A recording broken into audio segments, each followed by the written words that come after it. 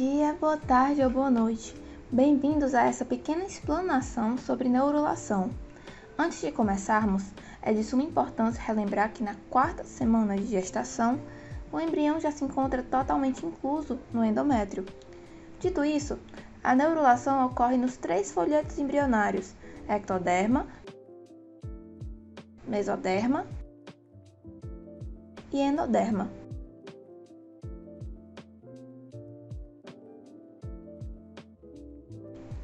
Acontece também sob influência da autocorda, bastão dorsal flexível que define o eixo primitivo do embrião, conferindo-lhe rigidez, servindo de base para o desenvolvimento do esqueleto axial. Seu desenvolvimento induz o ectoderma a se diferenciar em neuroectoderma, que originará o sistema nervoso central, encéfalo e medula, além de formar a placa neural. À medida que se desenvolve, com a proliferação de células, origina 2 pregas neurais com o sulco neural central. Percebam o ectoderma já se diferenciando em neuroectoderma e ectoderma de revestimento. Ao final da 3ª semana, as pregas neurais se movem e se fusionam, transformando a placa neural em tubo neural. Em seguida, o tubo neural vai se posicionar de acordo com a delimitação da notocorda, migrando ventralmente e posicionando-se entre os pares de somitos. Falando um pouco sobre os somitos, eles são corpos cuboides pareados, uma diferenciação do mesoderma paraxial, que se condensa e os forma. Surgem na região occipital do embrião em direção crânio-caudal. Conforme o tubo neural se separa do ectoderma, as células da crista neural formam, entre o tubo neural e o ectoderma superficial, uma massa achatada que virá a ser a crista neural.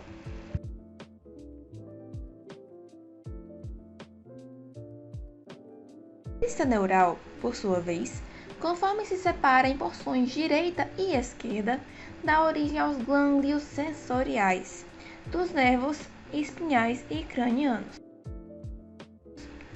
Além disso, também origina as leptomeninges aracnoide e pia mater, assim como forma muitos outros tecidos e órgãos. A degeneração da notocorda acontece quando o tubo neural posiciona-se onde estava a notocorda e a empurra ventralmente, havendo uma regressão de quase 100% da mesma.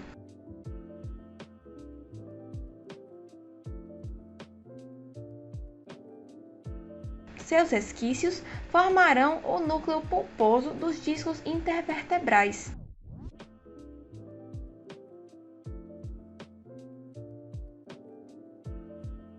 Ademais, alguns efeitos no fechamento do tubo neural que podemos destacar são anencefalia. A anencefalia é uma malformação que acontece durante a gestação, entre a 3ª e a 4ª semana, e ela é caracterizada principalmente pela ausência do encéfalo e da calota craniana. Além disso, o cerebelo e as meninges se tornam rudimentares. As causas principais da anencefalia estão relacionadas a fatores ambientais, drogas e fatores genéticos, que provocam a ausência de ácido fólico no metabolismo materno. Um bebê com anencefalia pode ser um natimorto ou viver por apenas alguns dias. Espinha bífida. A espinha bífida tem diferentes características. Aqui iremos falar da espinha bífida oculta e da espinha bífida cística. A espinha bífida oculta é caracterizada por uma malformação congênita resultante da falha da fusão dos arcos neurais. Na sua forma mais branda, ela apresenta uma pequena ondulação com um tufo de pelos. Nesse caso de espinha bífida, poucas crianças apresentarão defeitos funcionais na medula espinhal. Já a espinha bífida cística é caracterizada por tipos graves de espinha bífida, que que envolvem a protrusão da medula espinhal e ou meninges através dos arcos vertebrais. Recebem esse nome devido ao cisto meningeal estar associado a estes defeitos. Quando o cisto contém as meninges e líquido cérebroespinhal, o defeito é espinha bífida com meningocele, e essa malformação deixará sequelas motoras. Se a medula espinhal estiver contida no cisto meningeal, o defeito é espinha bífida com meningomielocele, e em casos graves ocorrerá a ausência de maior parte do encéfalo e anormalidades faciais. O tipo mais grave de espinha bífida é a mielosquise, e nesse defeito a medula espinhal estará aberta na área afetada, resultando em paralisia permanente. E encefalocele? A encefalocele é caracterizada por uma herniação do conteúdo intercranial resultante de um defeito do crânio, muitas vezes conhecida como crânio bífido. Se a hérnia conter as meninges, o defeito será chamado de meningocele. Se a hérnia conter as meninges e parte do encéfalo, o defeito congênito será chamado de meningomielocele.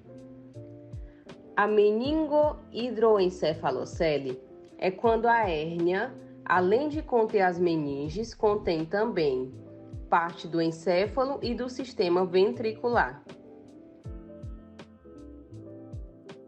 Agora nós iremos mostrar um vídeo ilustrando como acontece o processo de neurulação. Na primeira imagem, é possível visualizar o embrião em um corte mediano. Nesse corte, é possível visualizar o processo notocordal e a formação da notocorda.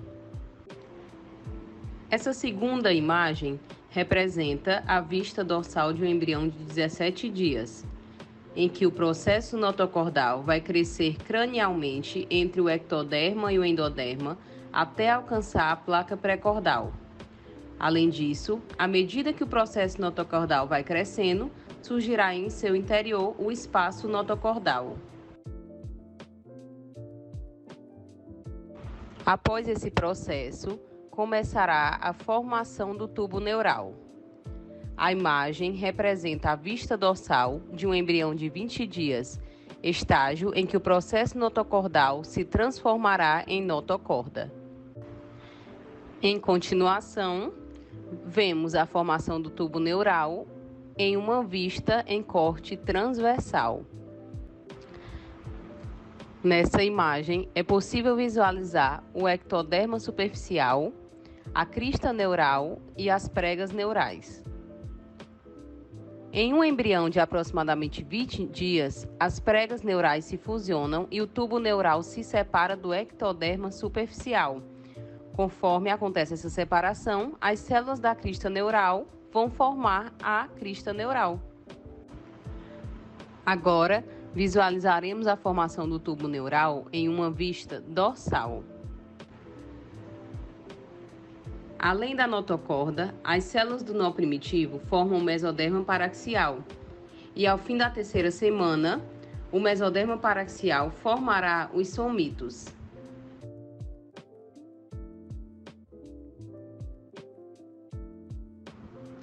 O embrião, com 21 dias, terá 3 pares de somitos formados.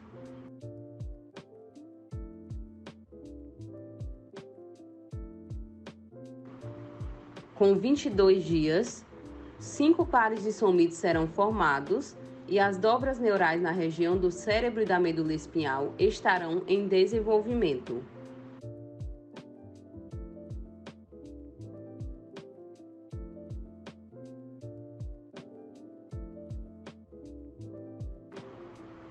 Com 23 dias, serão formados 11 pares de somitos e é possível observar o local de fusão das dobras neurais.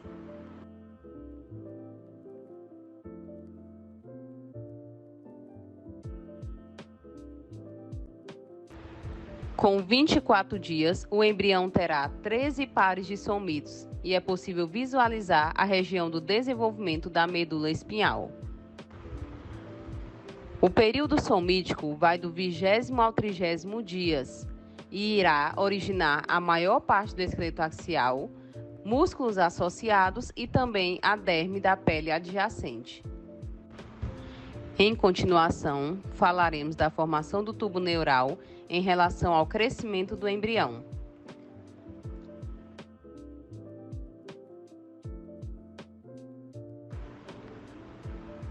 O estágio do 21º ao 25º dia reflete um rápido crescimento do embrião. Nesse estágio, o embrião assume a forma de uma curva em S e possui uma cauda em forma de bulbo e um pedículo que o conecta à placenta. Ao fim desse período, até 20 pares de somitos serão identificados.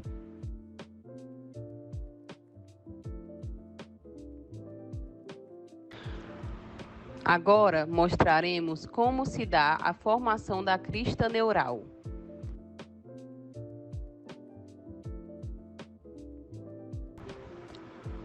À medida que as pregas neurais se fundem para formar o tubo neural, algumas células neuroectodérmicas situadas ao longo da margem interna de cada prega neural perdem a afinidade epitelial e a ligação com as células vizinhas e formam uma massa achatada, a chamada crista neural, que está localizada entre o tubo neural e o ectoderma superficial acima.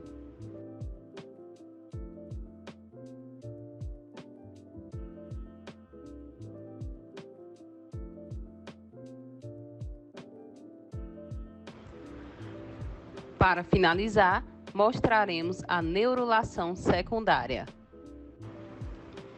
que acontece quando o tubo neural já formado se eleva a partir da junção das células mesenquimatosas para formar uma estrutura sólida, que posteriormente cavita, ou seja, um lumen é formado devido à separação das partes e vai se transformar em uma estrutura tubular.